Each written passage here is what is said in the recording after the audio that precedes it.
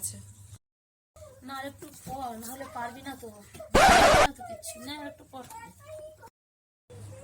আরে না ধরো, এবার পারবো। যদি না পেরেছিস না তো পিঠ আমি আজকে ফাটিয়ে দেবো। দেখ তুই কি করিস। স্টার্ট। 1971 সালে মরে গেছিল। কি আলতু ফালতু বলছিস এসব? 1971 সালে মরে গেছিল? কি পরলোক গমন করেছিল? তুই ভালোভাবে করে তো বলতে হয় নাকি?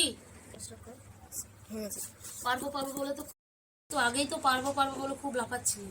এখন কি হলো? হ্যাঁ, বললাম আর একটু পড়তে, পড়ার বেলায় তো পড়লি না, শুধু বদমাইশি। নে ধর।